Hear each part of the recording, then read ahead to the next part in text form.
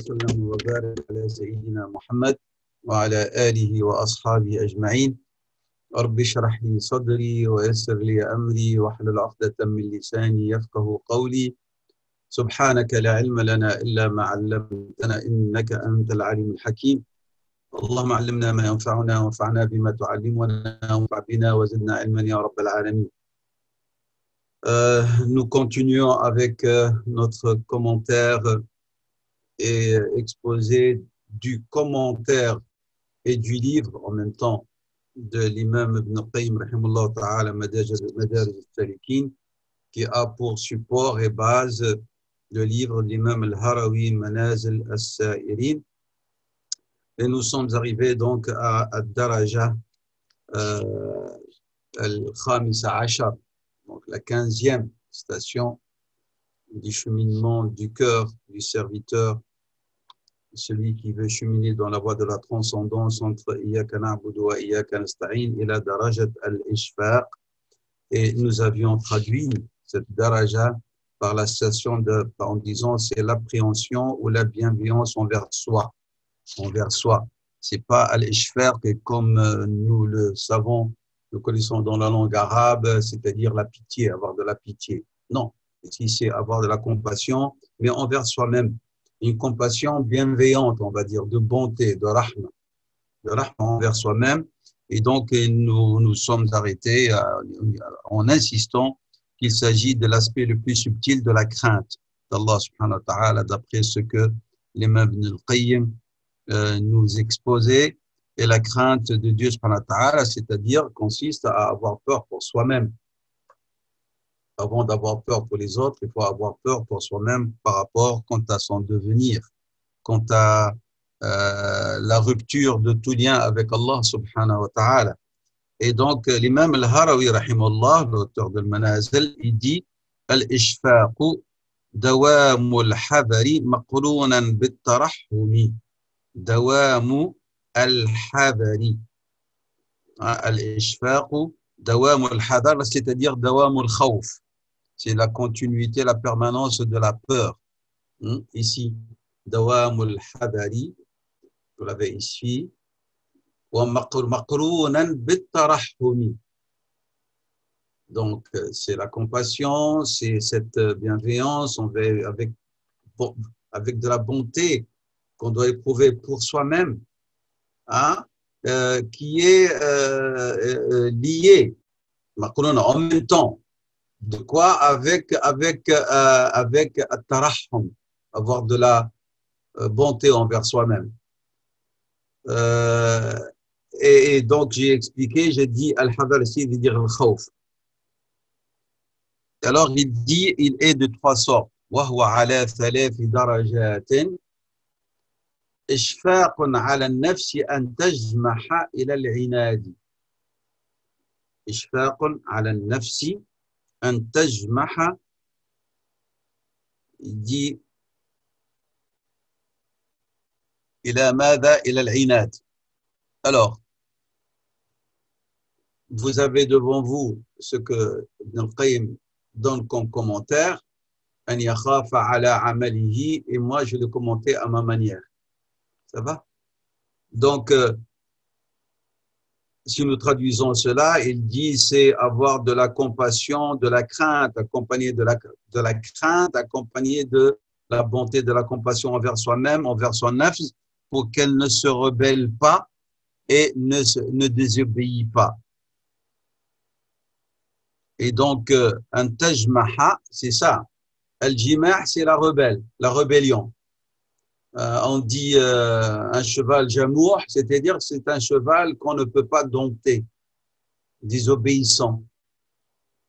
Et al-inad, comme vous le savez, c'est l'obstination. Un tel, on dit, il est mu'anid, c'est-à-dire il voit la vérité et non, il veut discuter, il veut se quereller, il ne veut pas reconnaître raison. Et donc ici, il dit un tajmaha, que ton nafs ne désobéit et ne s'obstine. Donc quoi? Dans sa désobéissance, ou qu'elle ait une attitude récalcitrante. Donc tu dois avoir de la compassion, de la peur et de la compassion envers ton nafs, qu'elle ne tombe dans cet état-là. L'état de quoi? De la désobéissance.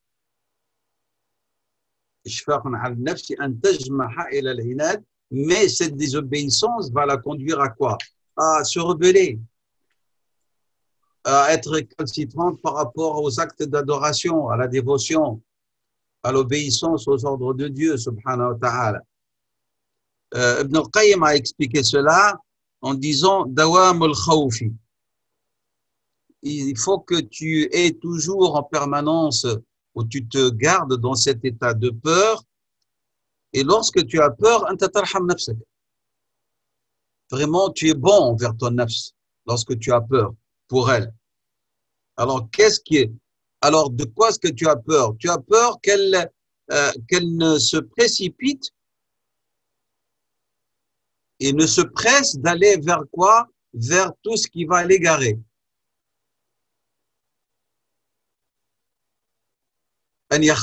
Donc ça, c'est une chose. Et il dit ici, Ibn al-Qayyim, أن يخاف على عمله أن يكون من الأعمال التي قال الله فيها وقدمنا إلى ما عملوا من عمل فجعلناه هباء منثورا. قدمنا إلى ما عملوا, c'est-à-dire, ce sont les œuvres qui n'ont pas été faites avec l'exclusivité pour Allah. Ce sont des actions qui ont été faites par ostentation, riya'an, pour s'en vanter, c'est pour satisfaire son ego, pour être bien vu par les gens. Toutes ces œuvres-là, Dieu dit à leur sujet, toutes ces œuvres, qadimna ila ma amilu, nous sommes allés vers ces actions qu'ils ont accomplies dans leur vie d'ici-bas, et waja'alnahu haba'an manthura. Et nous en avons fait comme al-haba, c'est comme cette poussière qui n'a pas de poids, et le vent, il l'éparpille. Al-manthur, c'est éparpillé. Et donc, on en a fait comme quelque chose qui n'a aucune valeur, aucun poids, et qui a été soulevé par le vent et l'a fait disparaître. Eh ben, c'est une image ici. Image. Donc, il dit al-inad, l'obstination de nafs, ou sa mauvaise intention vont faire qu'elle peut s'égarer, s'éloigner. Et donc, en vérité, quel est le sens que Ibn al-Qayyim veut nous rappeler à travers la définition de l'imam al-Harawi, rahimahullah, c'est d'être attentif et de ne pas faire confiance à la fitna qui peut enduire ton nafs dans l'erreur et dans l'égarement. C'est-à-dire, tu dois faire attention à la tajmaha nafsaka بالانتباه إليها حتى لا تقع في الفتنة. C'est clair? C'est pour ça que ce Ibn al-Qayyim rahimahullah, ils disent beaucoup de savants, celui qui a le cœur vivant, il ne doit pas vivre avec la sécurité du risque. Il faut toujours qu'il ait présent dans son esprit qu'il y a le risque de tomber dans l'erreur, dans l'égarement, dans la fitna. D'où l'importance de l'mujahada. C'est ça le mujahada. Jihad al-nafs. C'est un combat permanent. Et vu que le mujahada est quelque chose d'important et de nécessaire, Dieu a fait l'éloge, subhanahu wa ta'ala, de ceux qui font cet effort permanent d'être en état de vigilance pour que leur nafs ne tombe pas dans l'erreur, dans l'égarement, dans le tawakkul, dans la passivité. Hein? Et alors, Dieu dit, subhanahu wa ta'ala, وَالَّذِينَ جَاهَدُوا فِينَا لَنَهْدِيَنَّهُمْ سُبُلَنَا. Ceux qui se sont battus contre leur nafs, contre toutes les déviations, contre toute forme d'égarement, mais aussi contre les injustices, et contre, cela, Dieu dit, très certainement, la nahdiyannahum, il y a le lam du ta'kid, le non ta'kid. Nous allons très certainement les guider vers nos voies. C'est la sourate l'araignée, le verset 69. Parce que nafs, elle est proche et elle a le penchant d'accepter facilement les péchés. La nafs, elle est plus proche de l'erreur et des péchés et de l'égarement. Pourquoi? Parce que l'être humain, qui est composé d'une raison, mais aussi en lui, Allah subhanahu wa ta'ala a enfoui des désirs, des passions, des sentiments, des instincts. Et donc, tout cela s'imbrique. Et il peut vraiment interférer dans sa manière de voir les choses. Tous ces composants qui sont enfouis en lui-même peuvent interférer à tout moment pour lui miroiter une fausse vérité. D'où l'exigence pour celui qui chemine dans la voie de la transcendance d'être toujours en état d'éveil.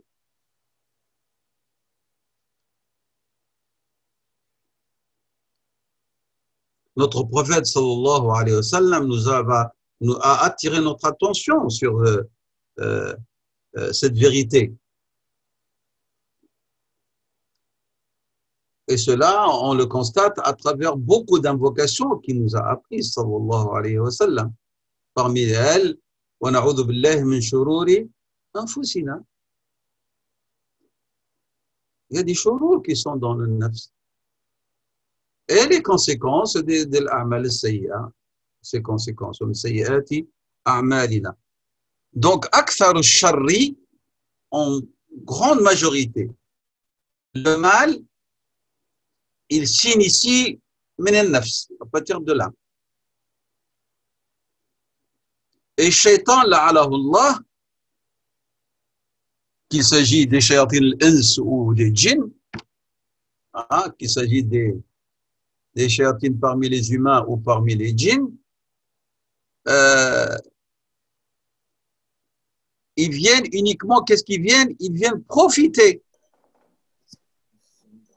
de cette faiblesse ou de ce que nafs, en se rébellant ou par son attitude récalcitrante, permet de voir comme une brèche par laquelle il va interférer shaitan la'anullah ou shayatin al-ins.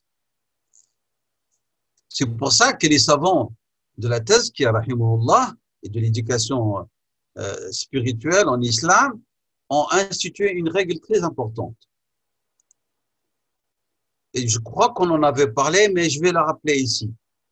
Ils disent الرضا عن النفس رأس كل خطيئة. الرضا عن النفس رأس كل خطيئة. Le fait d'être satisfait de son nafs, de soi, c'est vraiment le début de tout péché, de toute erreur, de toute déviation. Donc, as-saliku la yarda ala nafsi. Il ne dit pas, je suis arrivé, alhamdoulilah, maintenant je m'arrête, tout va bien. Non. Même s'il arrive à un degré de transcendance, il doit rester toujours en état de vigilance en s'accusant, en disant, ah, attention, tu crois que tu as obtenu cela grâce à ton effort. On a rappelé, vous vous rappelez, on a parlé de ceux qui arrivent à un état de transcendance, ils commencent à agir avec Dieu bidalal, avec caprice, et ils oublient qu'en vérité, ce qu'ils ont acquis, c'est grâce à Dieu et non pas grâce à leur dévotion. Voilà, ça commence là, le début de la chute. Il a oublié l'assistance de Dieu et croit que c'est grâce à sa dévotion qu'il a acquis tout cela. Ceux qui sont arrivés, que dire lorsqu'il d'âmes faibles comme les nôtres, où donc nous avons besoin d'être plus que tout autre en état de vigilance. C'est-à-dire, ce que nous voulons dire, attention de ne pas être satisfait de soi, de son nafs. Ne pas tomber dans cette erreur-là, parce que si tu arrives à être satisfait, tu vas stagner. Hein? Et tu vas oublier que il n'y a pas un état suprême. Parce que la perfection n'est pas un qualificatif de l'homme. La perfection, elle est divine. C'est clair? Et donc, tu vas t'arrêter de chercher à être toujours meilleur si tu te limites à cette satisfaction. فأنك سترضى على نفسك ولن تغير حالك. إلى ماذا؟ إلى حال أحسن. toujours il faut chercher l'ahsan. إبراهيم ابن أدهم رحمه الله تعالى من الصالحين, il a dit, je réalise ma sauvegarde en désobéissant ou en me mettant en opposition à mon nafs. Il a dit, أحقق النجاة بمخالفة نفسي. Je réalise ma sauvegarde par quoi? Par mon opposition à mon nafs. Ça, c'est ce qu'a dit Ibrahim ibn al-Adham, rahimahullah ta'ala. Et donc, ce qu'il vient de dire là, c'est une manière, parmi d'autres, de soumettre son nafs et de l'éduquer. Parce que puisque le nafs, elle est rebelle, donc elle doit être bridée. لابد من إلجامها. Et les moyens de l'ilجام هما المجاهدة, الصوم, المحاسبة, l'auto-jugement. C'est clair? Se rappeler ses péchés, ça nous ramène directement à l'état de modestie et de revoir un petit peu les comptes et de dire astaghfirullah, est-ce que je crois là je me trompe, je crois que je suis arrivé alors que moi je véhicule encore derrière moi des tas de péchés dont j'ai espoir que Dieu me pardonne, me les pardonne subhanahu wa ta'ala. Donc il faut de temps en temps, donc un saint qu'il utilise, chacun d'entre nous doit utiliser ce qui lui semble plus utile pour son nafs, pour la brider, pour la ramener vers la droiture. Et chacun peut trouver ce qu'il lui faut pour la calmer, pour la remettre sur le droit de la droiture. Et le plus important, comme a dit Ibrahim ibn al-Adham, rahimahullah ta'ala. C'est pour ça que Dieu subhanahu wa ta'ala nous dit dans la sourate Al-Nazi'at, وَأَمَّا مَنْ خَافَ مَقَامَ رَبِّهِ, il y a le khawf min maqam Allah. Regardez la suite, وَنَهَا النَّفْسَ عَنِ الْهَوَى. Nahaha. Et tu vas défendre à ton nafs de suivre les passions comment? En t'opposant. وَنَهَا النَّفْسَ عَنِ الْهَوَى فَإِنَّ الْجَنَّةَ هِيَ الْمَأْوَى. Le verset, il est clair. Rabb al-Alamin subhanahu wa ta'ala nous donne les moyens, comment est-ce qu'on peut. Surat al-Nazi'at, le verset 40. C'est pour ça, je répète et j'insiste, ne soyez pas satisfait de votre nafs. Lorsque vous voyez qu'il y a cette suggestion, alors khalif al-nafs. Désobéis-lui et oppose-toi à elle. C'est une règle, nous disent nos savants, c'est une règle constante. C'est pas pour un jour ou 2 jours, c'est pour toute la vie. Toujours, tu dois veiller à لا ترضى على نفسك. لا ترضى. Demande à Dieu subhanahu wa ta'ala d'être satisfait de toi. Mais toi, ne te satisfais pas de ce que ton nefs te suggérait en te disant, la baisse, on est préservé, on est arrivé.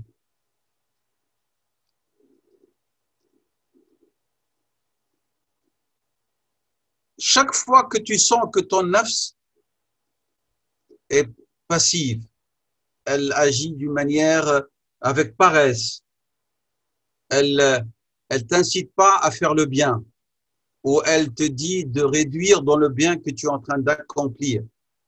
Oppose-toi à elle et ne la suis pas. Fais le contraire. Tu as décidé de donner 50 €, au nefs te dit c'est trop, donne 50 €.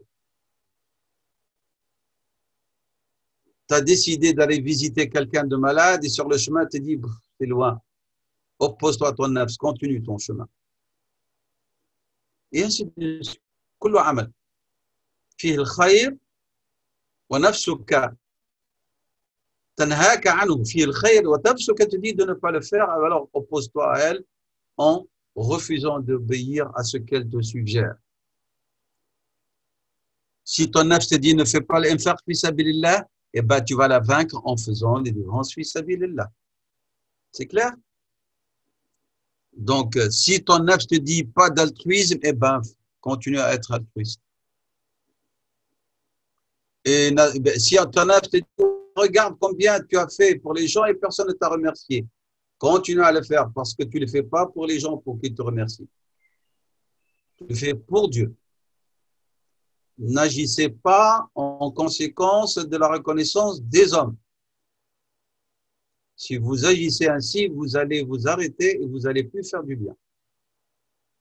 Surtout dans ces époques dans lesquelles nous vivons.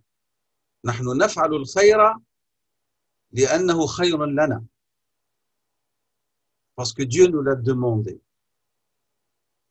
Parce que nous sommes des disciples de Rasulallah sallallahu alayhi wa sallam. On ne le fait pas pour les gens, on le fait parce que nous sommes musulmans. C'est clair? Donc, il faut assujettir votre nefs, il faut la contraindre en faisant le contraire de ce qu'elle vous demande de faire.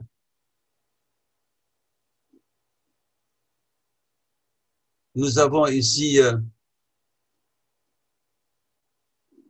des exemples de l'attitude de Sayyidina Omar ibn Khattab radiyallahu anhu et son questionnement aux compagnons par rapport à ce verset. أيود أحدكم أن تكون له جنة من نخيل وأعناب تجري من تحتها الأنهار لا فيها من كل الثمرات قال عمر. Ce verset a été révélé au sujet de quelle personne? Ils ont dit Allahu A'lam. Alors Omar s'est mis en état de colère. وقال قولوا نعلم أو لا نعلم. C'est-à-dire pour dire parfois il y a de la fausse modestie. Si tu sais, parce que tu as entendu le prophète sallam ou tu as une connaissance, dis-le. Ou dis je ne sais pas. فقال ابن عباس رضي الله عنهما في نفسي منها شيء يا أمير المؤمنين. Oh, أمير المؤمنين, j'ai quelque chose à dire par rapport à ce verset. قال قل لا تحقرن نفسك. Dis, ne te sous-estime pas. قال ابن عباس ضربت مثلا لعمل. Ça a été cité comme exemple pour l'œuvre. قال عمر أي عمل.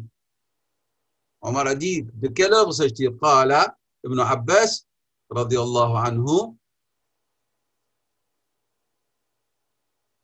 لعمل. Il n'a pas su cerner de quelle œuvre. Alors c'est Omar a dit لعمل رجل غني. Il s'agit de l'œuvre d'un homme riche. يعمل بطاعة الله. فبعث الله إليه الشيطان عمل بالمعاصي حتى أغرق جميع أعماله. Il lui a dit il s'agit de l'œuvre de qui? D'un homme qui était riche et qui faisait de bonnes actions. Il a fait tellement de bonnes actions, mais le shaitan est venu la'anahullah et il a, on va dire, noyé toutes ses actions. Et c'est-à-dire, il lui a fait perdre. Pourquoi? Le ghurur, l'ostentation, l'orgueil, la vanité. C'est clair? Donc, l'insan, la Bouddha da'iman, il se bat. C'est ce qu'il voulait dire Sayyidina Omar. قال وإشفاق على الخليقة لمعرفة معاذيرها وإشفاق على الخليقة. Toujours c'est l'imam al-Harawi qui nous explique toujours le premier degré. Il a dit إشفاق على النفس أن تجمعها إلى العناد. Nous avons vu qu'est-ce que cela veut dire et les conséquences de جموح النفس إلى العناد. Et lorsqu'on ne va pas s'opposer à elle, où est-ce qu'elle peut nous conduire? Nous avons cité le dernier lieu, l'explication, le commentaire, c'est normal de ce verset. Et puis il continue, l'imam al-Harawi, en nous exposant ce premier degré de l'ishfaq. Il a dit وإشفاق على الخليقة لمعرفة معاذيرها. Il dit ici, cela peut suggérer qu'il y a de la contradiction. Comment est-ce qu'on peut avoir de la compassion alors qu'on sait qu'il y a une excuse? Il dit, Ibn al-Qayyim, il n'y a pas de contradiction. Al-ishfaq, la compassion accompagnée de bonté, c'est-à-dire avoir de la compassion, avec de la bonté envers la création, parce qu'il a peur pour elle, pour cette création, le khaliqa, qu'il va y avoir des obéissances à l'ordre et l'interdiction. C'est-à-dire, si je traduis mot à mot ici, avoir de la compassion avec bonté envers les hommes et la création, qui ne désobéissent à Dieu, ne mettent pas en exécution ses ordres et ne s'éloignent pas de ses interdits. Lorsque tu vois quelqu'un dans l'égarement, n'invoque pas Dieu contre lui. Exprime de la compassion avec de la bonté envers cette âme égarée.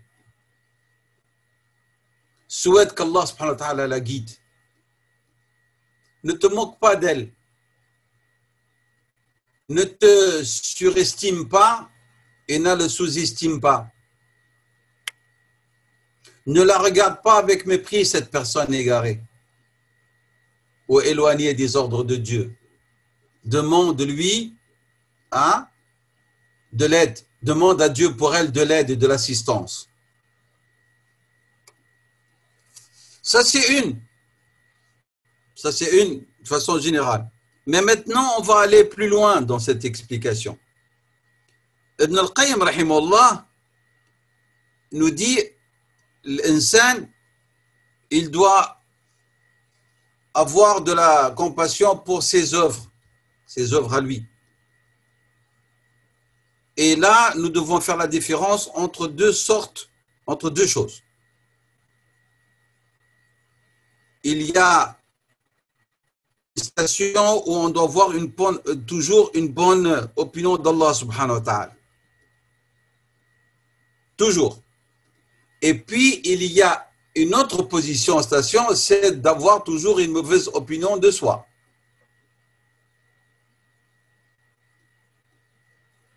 Il faut toujours avoir hunaka maqaman. Que l'être humain salik toujours avoir présent dans son cheminement. Husnu dhanni billahi wa su'u dhanni bin nafs. C'est clair? C'est-à-dire, si on met une application, en ayant toujours confiance envers Allah subhanahu wa ta'ala, envers sa générosité, envers sa miséricorde, sa bonté infinie, et qu'Allah ne va pas te faire perdre le crédit de quoi que ce soit d'entre tes actions, parce qu'il est le très pardonneur subhanahu wa ta'ala, le compatissant. En même temps, tu dois toujours t'accuser et accuser ton nafs que ce que tu fais n'est pas digne de ce que un serviteur doit s'acquitter et s'adonner envers le Créateur subhanahu wa ta'ala, le très clément, le très miséricordieux. يعني من ناحية أنت على يقين بكرم الله وفضله وتحسن الظن به سبحانه وأنه غفور رحيم رغم تقصيرك، وفي نفس الوقت يجب أن تلوم نفسك على تقصيرها.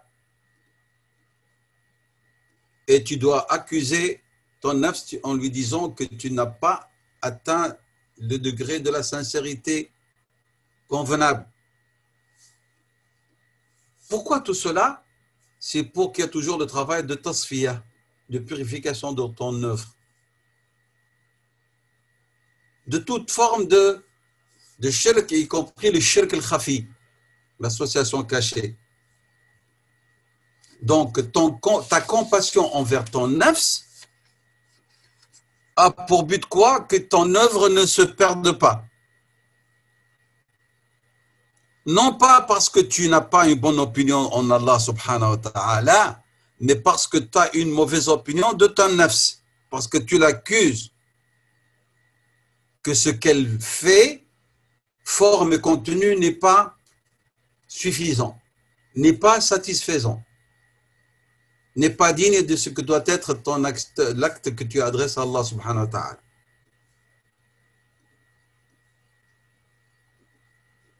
Sayyidina Abdullah ibn Omar radiallahu anhu wa anhuma disait: si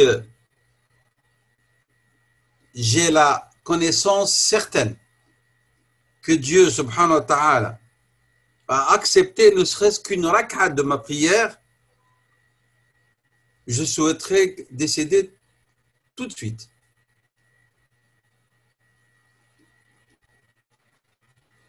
C'est-à-dire, si j'arrive à avoir la certitude que mon œuvre est acceptée, ana atamanna al-maut al-an. Qu'est-ce que ça veut dire? Je suis sûr que ce n'est pas suffisant ce que je fais. Donc, je dois encore m'améliorer. C'est clair? C'est pour ça que Dieu dit, subhanahu wa ta'ala, innama yataqabbalu Allahu minal muttaqin. Dieu n'accepte que des pieux.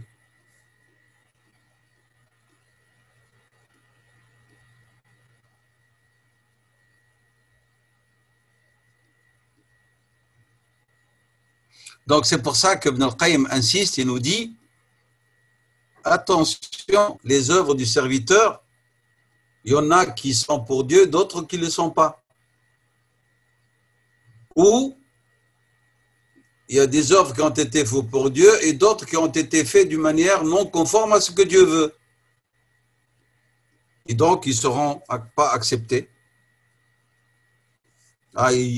Dieu en fera, il va les faire perdre comme cette poussière transportée, éparpillée.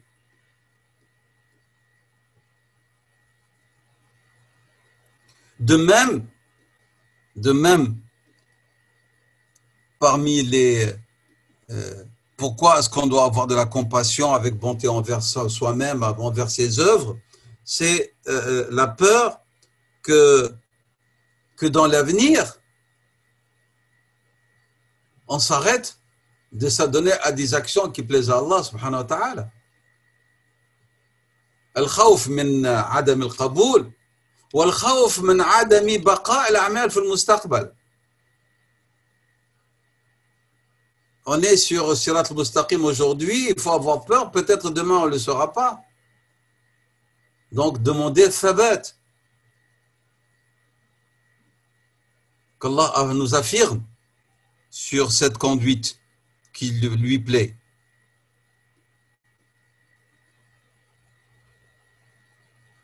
Ibn Kathir, rahimahullah ta'ala, disait,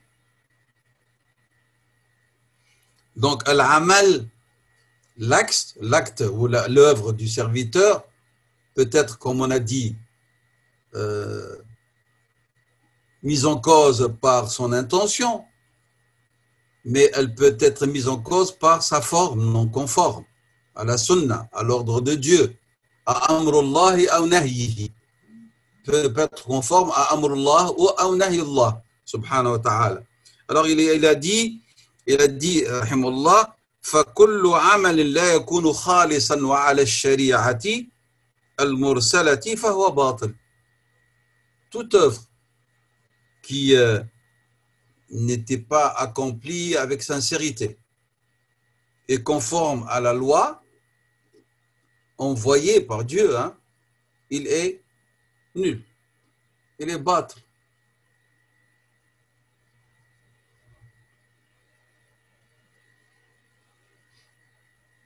Parmi les situations dangereuses dans lesquelles le nafs peut tomber, hein, et qui risque de faire perdre les œuvres du serviteur, c'est lorsque le serviteur tombe dans l'état de l'waswasa, la suggestion. Il fait la prière, l'waswasa, est-ce que sa prière est juste? Il fait les ablutions, l'waswasa, est-ce que ces ablutions sont justes? Il lit du Coran, est-ce que je le lis pour Dieu ou non? Oui, d'accord, c'est bien de se poser les questions et de faire une mujahada, mais il ne faut pas que ça devienne du waswas. L'waswasa va mener vers l'extrémisme jusqu'à qu'elle peut conduire l'individu vers la culpabilité, vers le désespoir, vers le délaissement de l'œuvre et même vers des situations graves sur le plan psychologique. Il commence à entendre des voix qui lui disent des termes de shirk, devient kafir. Et moi, j'en reçois beaucoup de questions de ce genre-là, des gens qui sont dans le waswas. Il entend une conférence, il écoute une conférence et directement il t'envoie une question, est-ce que je ne suis pas concerné par ce qu'il dit? Parce que j'ai eu un jour une telle pensée. Vous comprenez, c'est très dangereux. Falwaswasa est une manière aussi par laquelle le nafs ou le shaitan peuvent induire un nafs jusqu'à ce que l'œuvre peut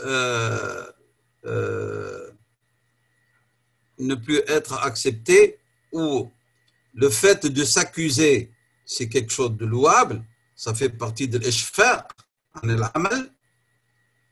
mais al-waswasa, la samahallah, si elle devient permanente, قد تؤدي إلى ترك العمل. Elle peut mener vers le délaissement de l'œuvre, ou de l'acte, de l'adoration, de la dévotion.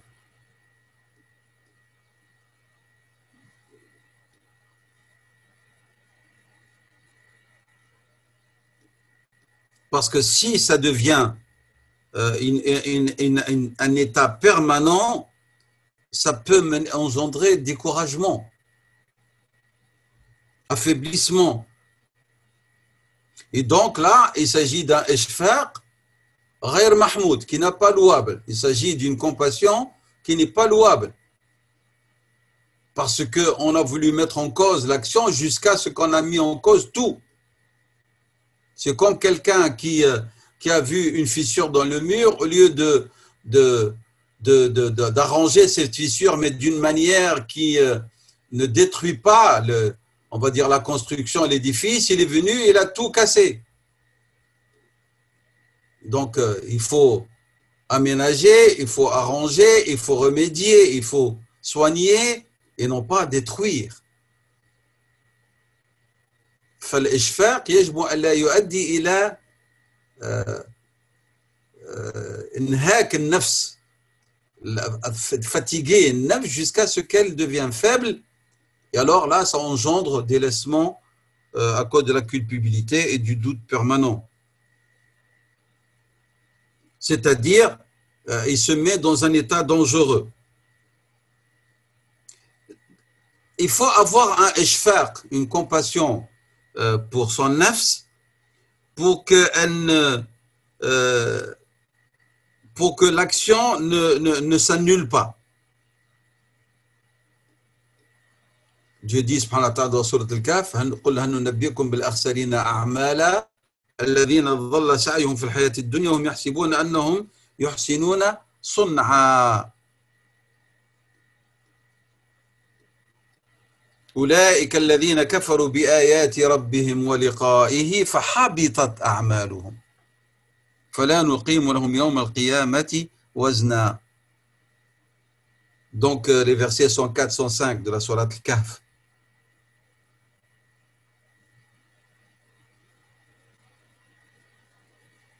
Donc il faut se mettre, c'est-à-dire par l'état d'éveil, comme une barrière. Hein, il faut instituer une barrière pour que l'œuvre ne se perde pas.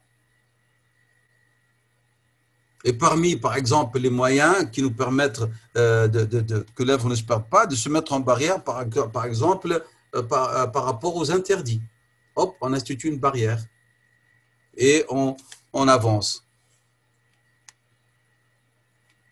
Alors, ici, قوله تعالى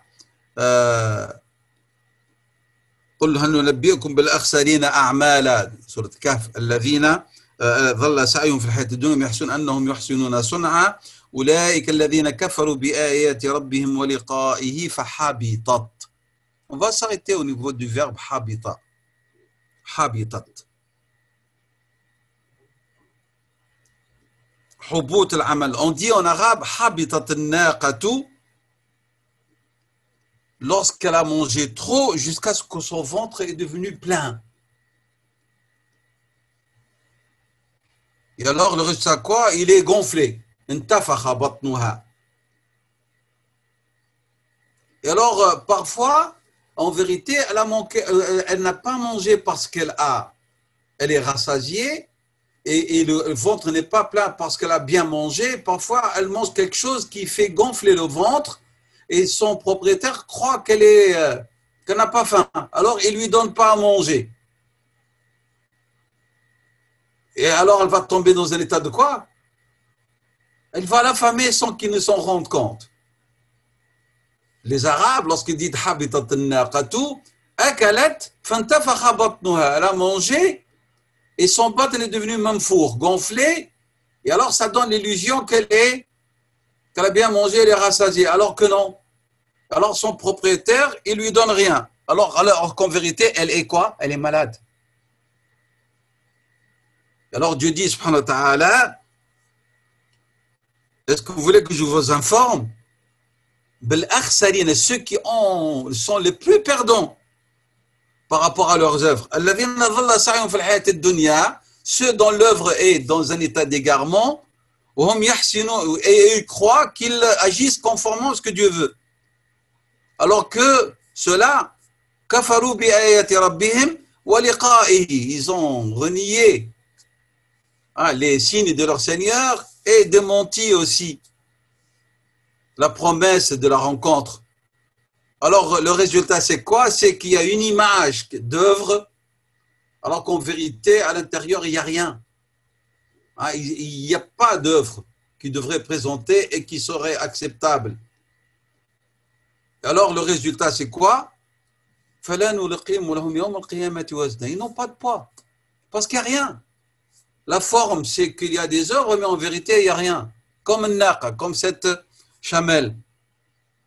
فحبوط العمل, c'est quoi, nous dit nos savants? هو عمل كثير وجميل ظاهرا. C'est plusieurs œuvres, et en apparence, c'est beau. En apparence, c'est beau. Mais en vérité, النية, Al-Qasad est autre que Dieu, donc il est vide, il n'y a rien.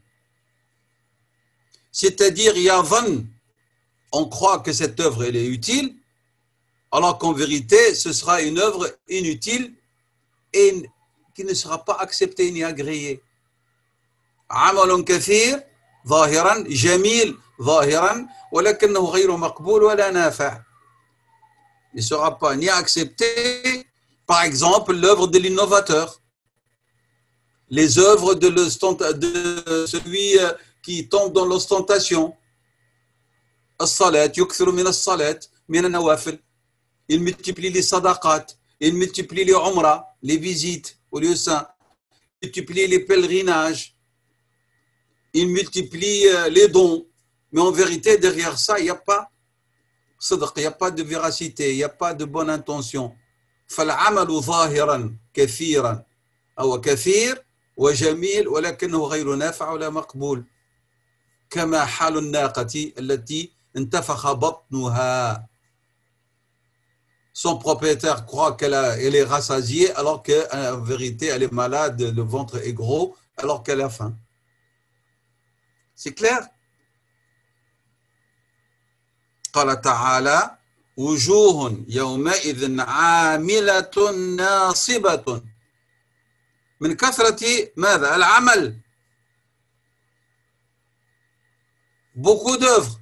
Et quelle est la conséquence? تصلى نارا حامية. Donc il faut qu'il y a, parce qu'il n'y a pas conformité, il n'y a pas de sincérité. قال صلى الله عليه وسلم dans un hadith rapporté par Muslim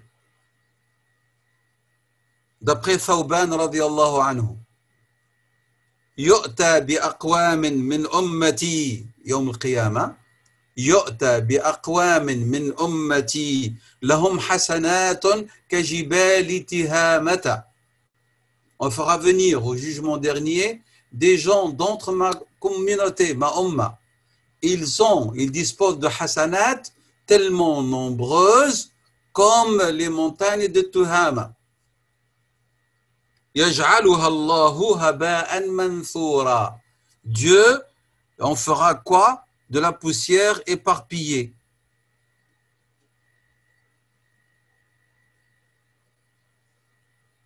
قال ثوبان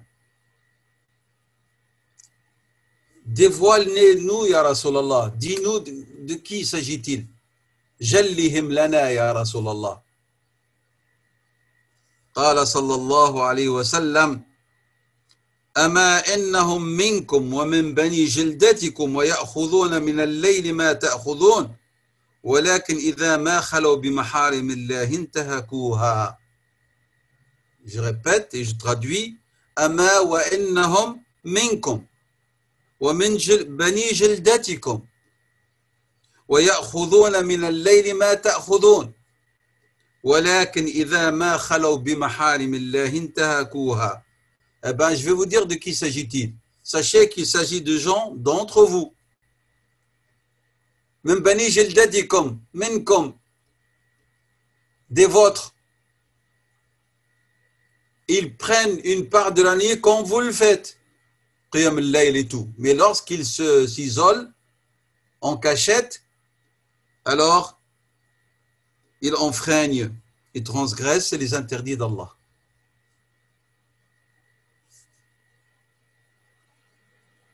Donc ce hadith et ces versets et ces commentaires que nous avons développés de ce premier degré de al-ishfaq, le croyant, le musulman doit être toujours en état de vigilance, par compassion et crainte pour son nafs, par compassion et crainte pour sa foi, pour son iman, surtout lorsqu'il vit dans une époque où les fitanes sont nombreux comme la nôtre. Et c'est pour ça que notre prophète sallam, lui, le préservé, il nous a appris à demander à Dieu subhanahu wa ta'ala d'affirmer nos cœurs sur sa foi. Et c'est ça, l'ishfaq. Et le vrai ishfaq, c'est lorsque tu demandes à Allah subhanahu wa ta'ala de t'accorder la bonne fin. Husnul khatima. Lisez très bien le verset 266 de la sourate 2. Il est très explicite, dans lequel Dieu nous attire notre attention qu'on doit être en état de vigilance, par crainte qu'on se trouve dépourvu de tout. Allah Ta'ala, le verset il commence أَيَوَدُّ أَحَدُكُمْ أَن تَكُونَ لَهُ جَنَّةٌ مِّن نَخِيلٍ وَأَعْنَابٍ تجري من تحت الأنهار له فيها من كل الثمرات. Le verset. فأصابه الكبر كان له ذرية ضعاف. C'est un exemple, هذا مثال. Il faut lire les versets du Coran avec cette dimension spirituelle.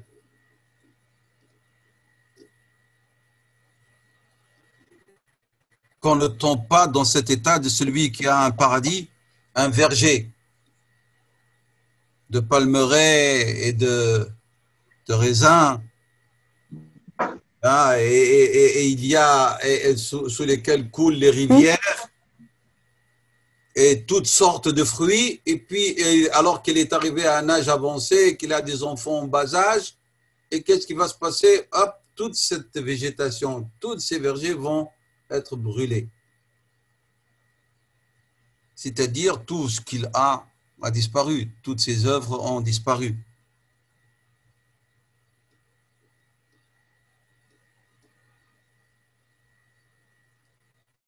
Je répète maintenant pour conclure cette première, et comme ça on s'arrête.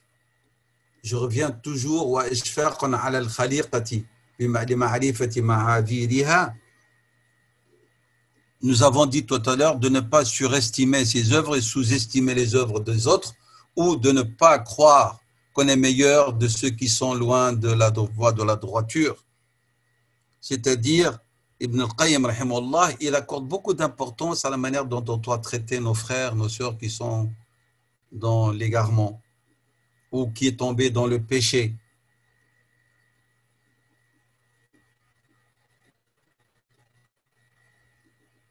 Si ceux que tu côtoies ont désobéi à l'ordre de Dieu et à ses interdits, tu dois avoir de la compassion envers eux. Pourquoi? Parce que en même temps, tu dois avoir la compassion, et en même temps, parce que tu es conscient comment les décrets de Dieu, dans sa science infinie, subhanahu wa ta'ala, il sait qui est égaré, qui est guidé. Et alors, tu remercies subhanahu wa ta'ala d'être parmi les guidés et avoir la compassion envers celui qui est égaré. Mais en même temps, tu dois être vigilant. C'est pas parce que tu connais les décrets de Dieu que tu vas chercher des justificatifs à celui qui est dans l'égarement en disant il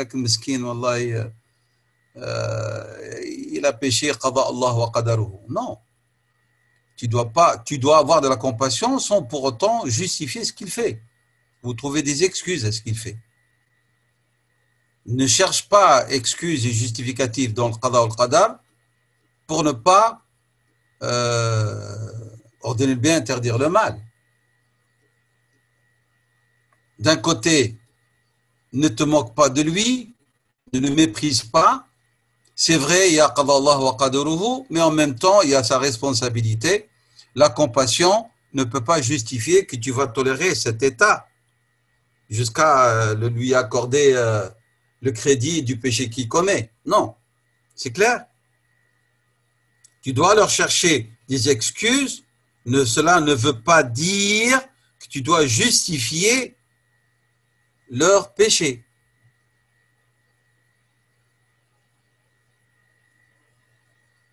Tu dois dire que ce qu'il fait est haram et tu invoques Dieu pour qu'il le guide. C'est ça l'attitude. Parmi les choses qui t'aident et qui peuvent nous aider, et j'en avais parlé rapidement tout à l'heure, à avoir de la compassion envers autrui, mais aussi envers soi-même, c'est toujours de jeter un regard, de se retourner et de regarder un peu son passé.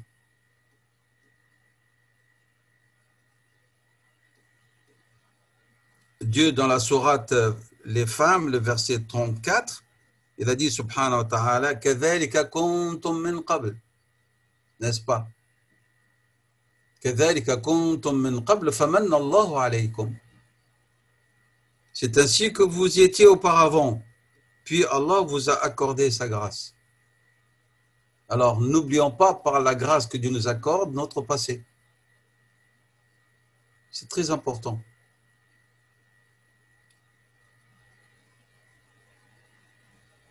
Le fait de trouver des excuses aux autres, ne veut pas dire qu'on doit s'arrêter de leur apporter le bon conseil, de leur ordonner le bien, de leur interdire le mal. On doit avoir une attitude de tristesse, de compassion lorsqu'on les voit dans l'état d'égarement, mais attention de ne pas les mépriser.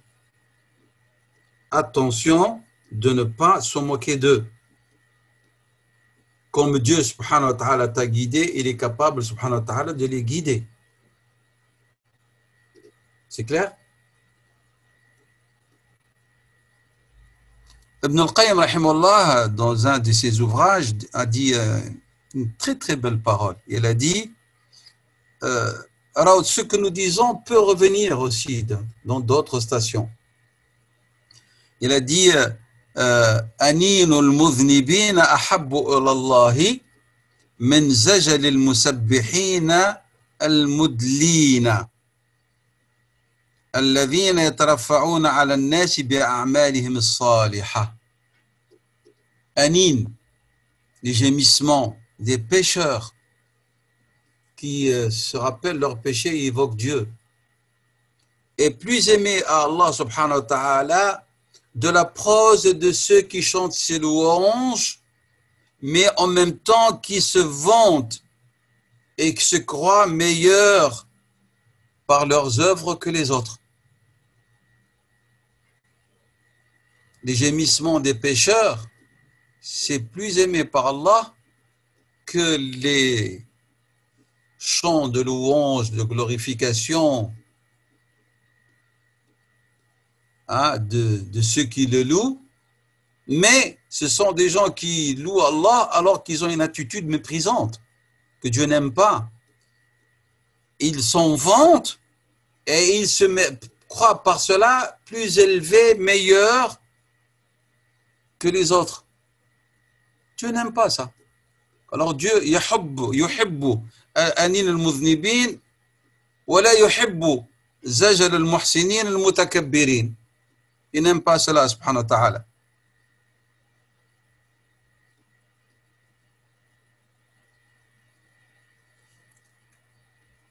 Ibn al-Qayyim, comme tous nos savants musulmans, nous disent attention, ne confondez pas le bon conseil par les insultes ou la diffamation.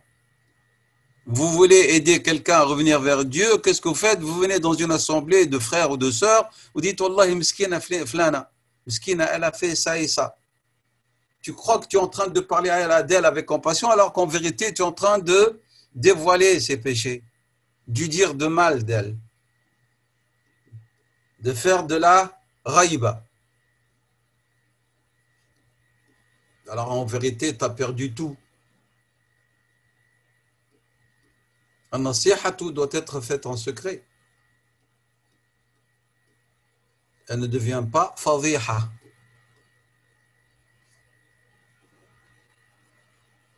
Voilà ce que nous pouvons dire pour rapport à ce premier degré de l'ishfaq que Ibn al-Qayyim rahimahullah ta'ala nous a commenté avec détail, et nous reprendrons le daraja thani min al-ishfaq. إشفاق على الوقت أن يشوبه تفرقا وعلى القلب أن يزاحمه عارض.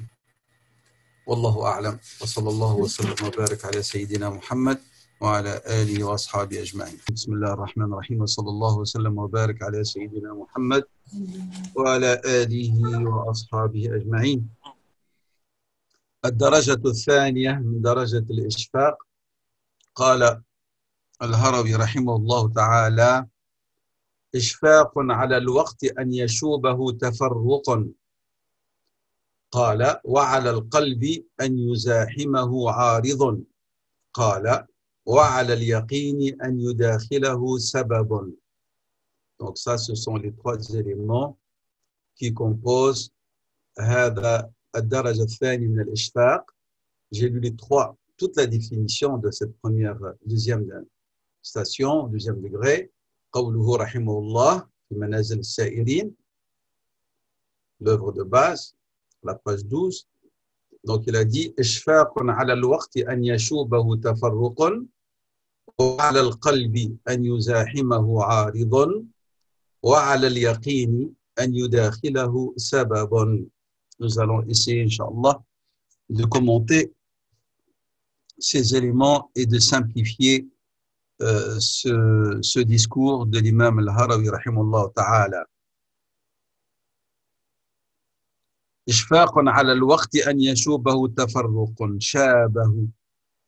شابه, c'est-à-dire c'est l'équivalent de أن يخالطه, hein, qu'il ne s'y mêle. Donc, il faut avoir de la compassion que le temps, qu'il ne s'y mêle quoi, une dispersion, tashattut. Tashattut, c'est-à-dire du désordre, de l'éparpillement.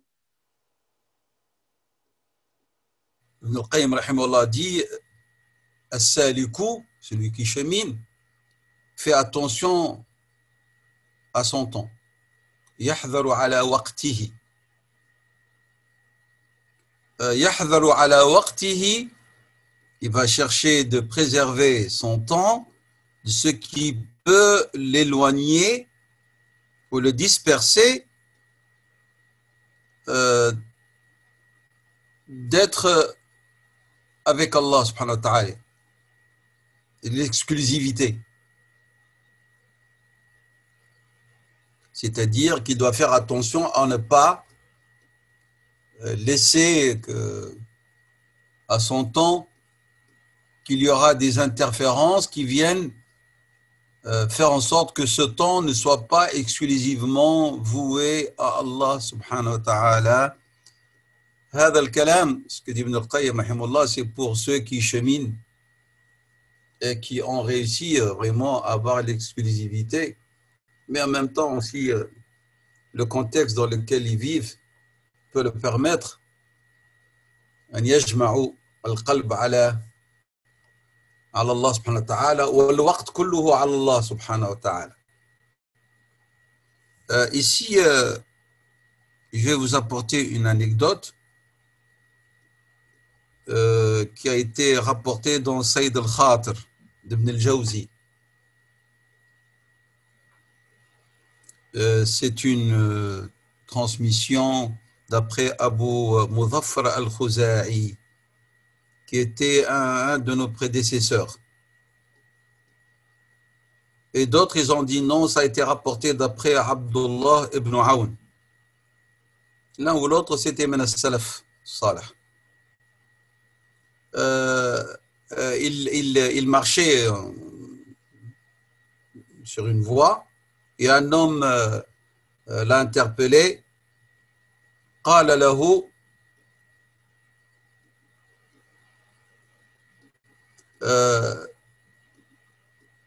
توقفت أكلمك.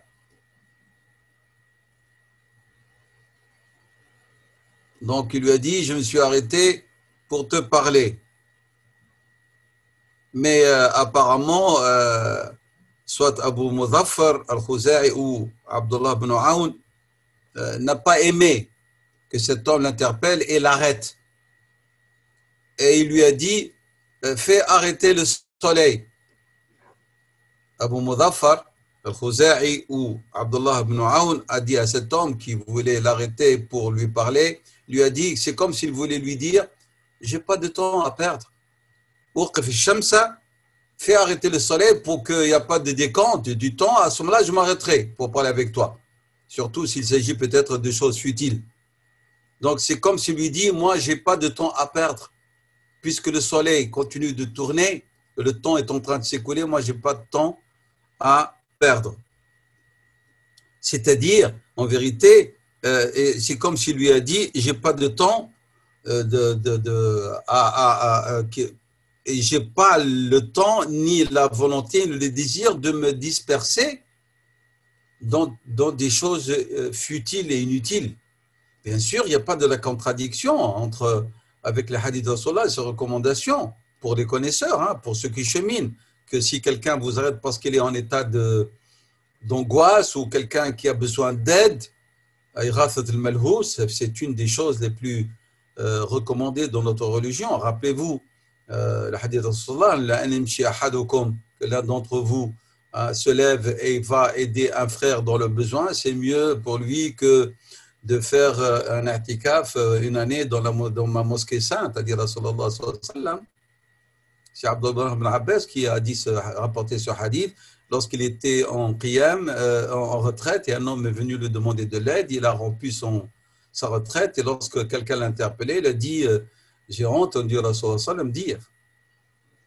Donc, il n'y a pas de contradiction entre cela. Mais ici, apparemment, Abu Muzaffar ou Abdullah ibn Aoun ont voulu exprimer à cet homme qui voulait les interpeller pour des choses futiles qui n'ont pas de temps à perdre dans les futilités. فلا تضيع وقتك فيما لا ينفعك. Il faut accorder de l'importance au temps.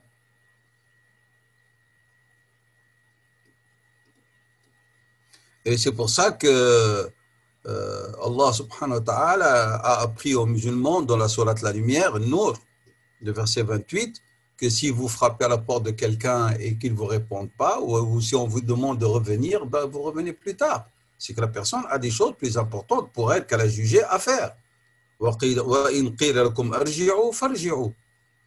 faut pas que vous soyez plein de déception. Oui, je suis allé frapper à la porte de la sœur une telle ou un tel parce que je voulais la voir, mais elle m'a dit qu'elle était occupée. Vous voyez comment est-ce qu'elle m'accueille. Ben oui, si cette sœur a jugé que ce qu'elle est en train de faire est plus important que de rester pour boire un verre de thé et papoter. C'est son droit absolu. Et cela ne doit pas mettre en cause votre fraternité en islam. Il faut qu'on apprenne ce que veut dire l'islam. Rasulullah sallallahu alayhi wa sallam a appris aux musulmans, lorsque tu frappes à la porte de quelqu'un la première fois, on ne vous ouvre pas, vous demandez une deuxième fois, troisième fois, vous partez. Et vous ne dites pas, j'ai frappé ou j'ai sonné 3 fois, ils n'ont pas voulu m'ouvrir. Soit cette personne a un travail important, soit cette personne, elle a un problème personnel, et elle n'a pas le temps ni le cœur à papoter dans des choses futiles, soit cette personne, elle est dans une intimité, soit cette personne, elle a ceci, a cela. فإذا قيل لكم فارجعوا فارجعوا إذا قيل لكم ارجعوا فارجعوا. C'est la règle. Le hadith de Rasul sallallahu alayhi wa sallam, il a dit al-istidhanu thalath. La demande qu'on vous ouvre, c'est 3 fois. Après 3 fois, vous partez. C'est clair? Et n'insistez pas, ne sonnez pas 20 fois.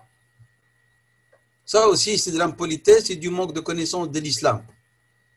Et des adab az-ziyara, des règles de bienséance de la visite. On sonne une première fois, on attend un petit peu. On laisse un peu de temps. Que la personne, peut-être, elle n'a pas ses vêtements convenables pour vous accueillir. C'est clair? Ou que tout est pêle-mêle au salon ou je ne sais pas quoi. Deuxième fois, et vous attendez un peu. Troisième fois, vous attendez un peu, on ne vous ouvre pas, vous partez. Surtout si vous n'avez pas un rendez-vous ou quelque chose d'organisé. Vous arrivez comme ça. Al-istidhan qala sallallahu alayhi wa sallam thalathan. 3 fois. C'est clair? Donc, il y a des gens qui peut-être, ils sont à ce moment-là en train de lire leur word du Coran, ou de faire leur tasbih, ou de lire un livre qu'elles jugent important. Et donc, que pour elle, elle n'a pas de temps à se perdre à ce moment-là. Donc, il faut respecter. Et ça fait partie des règles de l'islam. Et les compagnons le faisaient. Hier, le vendredi, je lisais avec Cheikh Mohamed Abiat, on lisait le commentaire de Muslim, de l'imam al-Nawawi, le hadith dans lequel Sayyidina Abu Moussa al-Ash'ari est venu demander la permission auprès de Sayyidina Omar. Première fois, il n'a pas répondu. Deuxième fois, il n'a pas. Troisième fois, il n'a pas répondu. Il partait. Et Sayyidina Omar est sorti, il lui a dit, où est-ce que tu vas? Il lui a dit, mais le prophète a dit, al-istidhanu thalath. Il lui a dit, d'où est-ce que tu as apporté ça? Moi, je n'ai jamais entendu ça. Si tu ne m'apportes pas un témoin, je te punirai. À qui il a dit ça? À Sayyidina Abu Moussa al-Ash'ari. Ce n'est pas n'importe qui. Et Sayyidina Omar était Amir al-Mu'minin. Alors Sayyidina Abu Moussa al-Ash'ari est parti racontait à ses frères, parmi lesquels il y avait Sayyidina Abu Sa'id al-Khudri et d'autres, et ils ont commencé à rigoler. Il a dit, vous rigolez alors que votre frère, il a peur qu'Omar ne le punisse.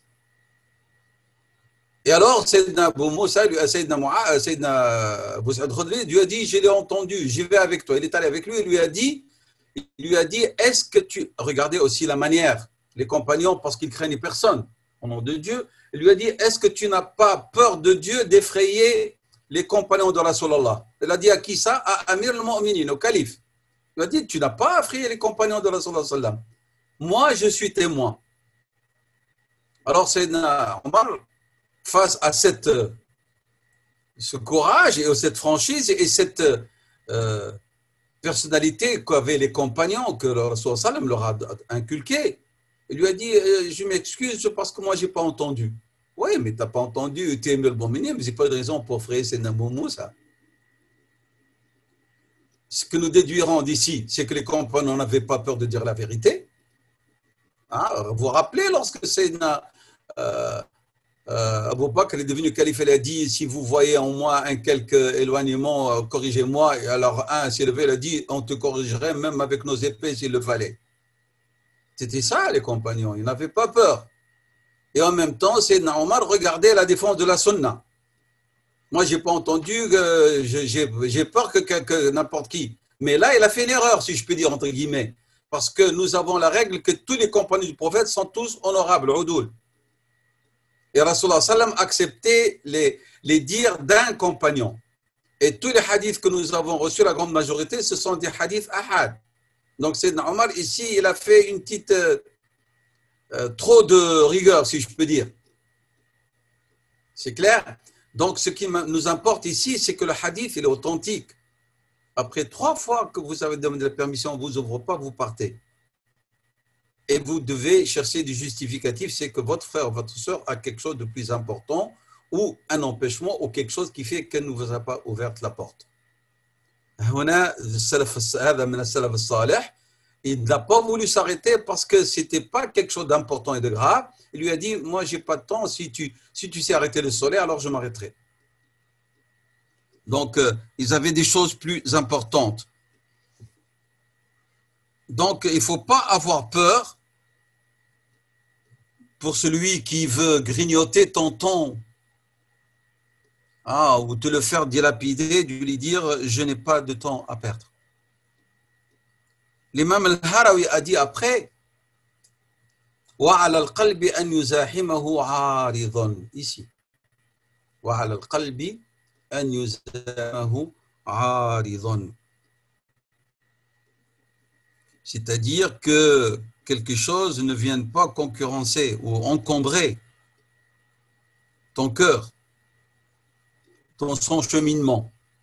Lui qui cherche l'omniprésence de Dieu, subhanahu wa ta'ala, et voit quelque chose qui vient l'encombrer, qui fait qu'il ne peut pas se concentrer.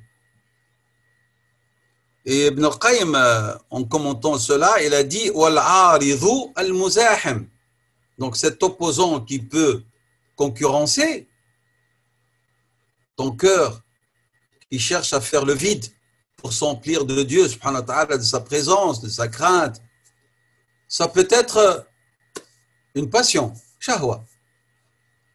Ça peut être une question équivoque qui va te prendre ton temps au lieu de te concentrer sur des choses plus importantes. Shobha. Des choses équivoques. Éloignez-vous des équivoques qui vous font perdre du temps. Et surtout s'ils ne sont pas nécessaires et qui ne vont pas te rajouter de la science. Ouais, ils ont mangé de l'arbre, Sayyidina Adam alayhi salam et notre mère Hawa. Quel arbre? Et quelle est la forme de l'arbre? Est-ce que c'est un pommier et le pomme était rouge ou verte ou quoi? C'est quoi ça? Ou Sayyidina Youssef, il était beau. Quelle était la couleur de ses yeux? Et sa peau et ses cheveux? C'est quoi ça?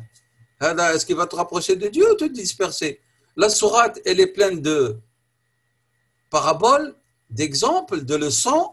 Et lui, il s'arrête parce qu'il veut savoir comment il était Sayyidina Yusuf alayhi salam physiquement. Est-ce que c'est vrai que Zukhayla était belle ou quoi? Est-ce que c'est vrai qu'elle va devenir belle et après il va se marier? Mais c'est pas ça notre but, nous. Si le Coran ne nous en a pas parlé, si Rasul ne nous en a pas parlé, pourquoi est-ce que nous on cherche à soulever des questions d'ambiguïté qui n'en peuvent être, quoi que ce soit? Et toute chose, tout obstacle, toute cause qui peut devenir un obstacle dans le cheminement du serviteur. كل شيء يشوش, qui vient faire du tashwish على قلبك ويشغلك, فهذا كله لا خير فيه. Il n'y a pas de bien.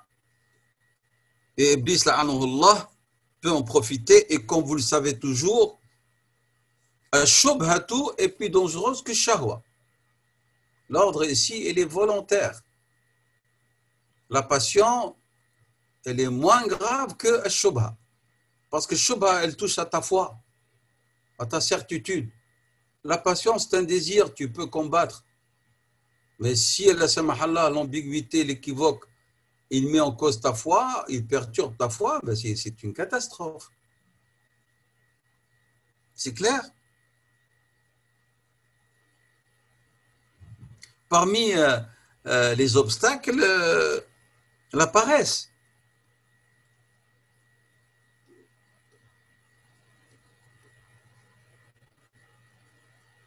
Donc, il n'est pas question de ne pas accorder de l'importance aux moyens, l'asbab. Il dit il faut savoir quels sont les asbab qui peuvent devenir des obstacles. C'est ça. Et à ce moment-là, ces asbab-là, il faut essayer de s'en éloigner ou de les éliminer.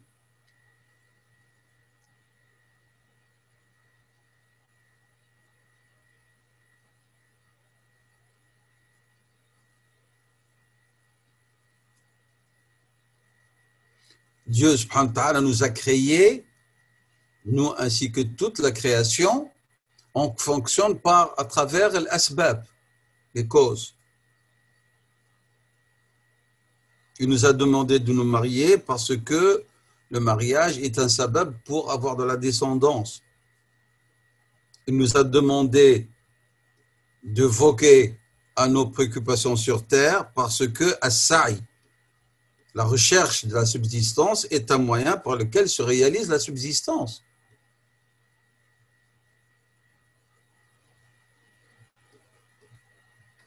Nous ne nous attachons pas aux causes. Mais les causes, il faut les demander comme un moyen. Mais notre attachement est au musabbab al-asbab, celui qui a donné lieu à ces asbab. C'est-à-dire les asbab, il ne faut pas en faire des divinités avec Allah subhanahu wa ta'ala. La naj'al al-asbab arbaban ma'a Allah ou min dunillah.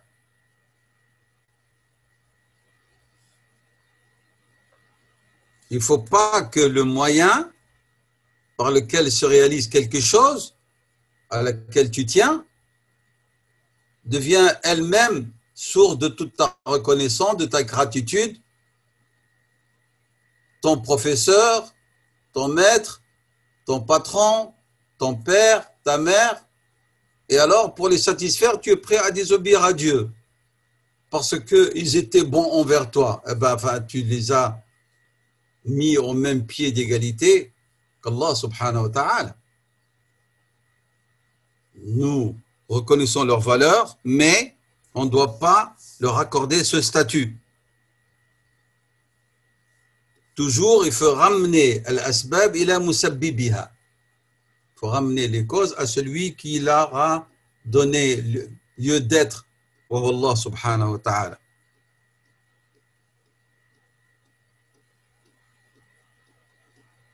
C'est comme si l'imam al-Harawi nous dit, même si les asbab sont là,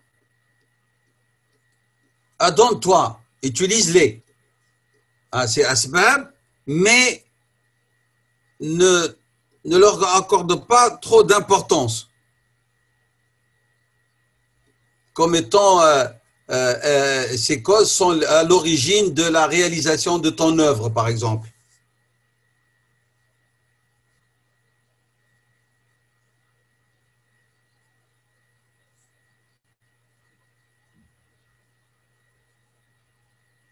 Simplement, Ibn al-Qayyim va s'opposer à l'imam al-Harawi quand il dit tu accomplis par exemple une œuvre pieuse pour une cause, mais ne lui accorde pas trop d'importance. Mais concentre-toi sur Dieu, subhanahu wa ta'ala, qui est à l'origine. Ibn al-Qayyim lui dit non. Dit, il est important que lorsque tu accomplis la bonne œuvre, que tu réalises que tu es en train de faire une bonne œuvre qui plaît à Allah. الهروي يقول أنت تعمل العمل الصالح لسبب لا تلتفت إليه. التفات, c'est pas dans le sens de tourner, c'est-à-dire ne lui accorde pas trop d'importance. L'imam Ibn al-Qayyim dit أنت تعمل العمل الصالح وأنت تستشعر أنه عمل صالح فهذا أمر يحبه الله.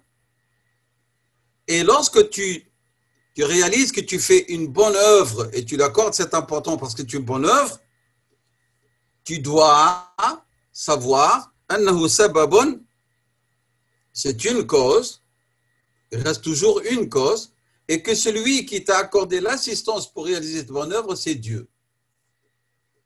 Donc, tu remercies Dieu pour t'avoir assisté, pour avoir réalisé cette cause qui consiste en une œuvre pieuse.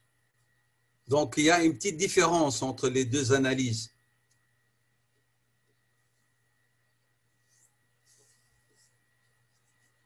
Et pourquoi est-ce que Ibn al-Qayyim nous demande de lui accorder cette importance, c'est-à-dire le fait de sentir le fait qu'on est en train d'accomplir une bonne œuvre? Il dit parce que cela va t'aider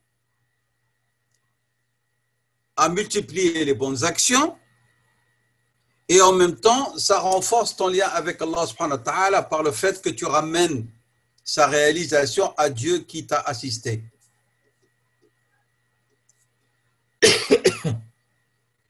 Alors, tu t'adonnes à l'action en remerciant Dieu parce que c'est une bonne œuvre et tu t'adonnes à cette bonne action en remerciant Dieu pour son assistance.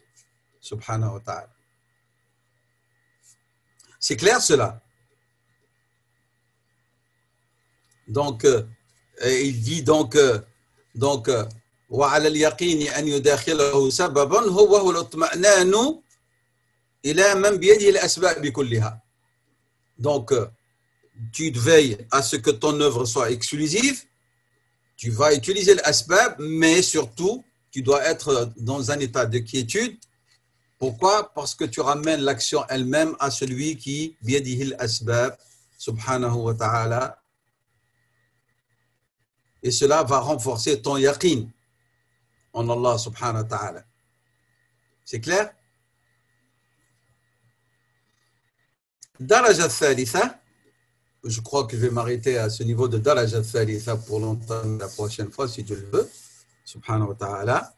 Il l'a défini comme suit Ibn al-Qayyim, Imam al-Harawi, إشفاق يصون سعيه عن العجب ويكف صاحبه عن مخاصمة الخلق ويحمل المريد على حفظ الجد. Donc, on a trois éléments. إشفاق يصون سعيه عن العجب يكف صاحبه عن مخاصمة الخلق ويحمل المريد على حفظ الجد.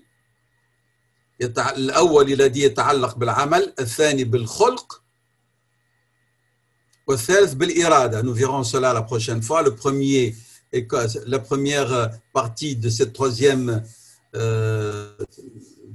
degré, il dit, première partie concerne l'œuvre, la deuxième concerne la manière, l'éthique, la morale, et la troisième partie concerne la volonté. Inch'Allah, nous détaillerons cela. Comme vous voyez ici, Ibn al-Qayyim l'a donné d'une manière très condensée dans son explication. J'essayerai, Inch'Allah, de développer comme on a développé cette deuxième partie. Wallahu a'lamu wa ahkam. Wa sallallahu wa sallam wa barak ala sayyidina Muhammad wa ala alihi wa ashabi ajma'in. Je nous accorde 10 minutes, si vous voulez bien, rapidement. Inch'Allah, si vous avez des questions ou des choses à rajouter. Wa barakallahu fikum pour votre attention. Tafaddalu.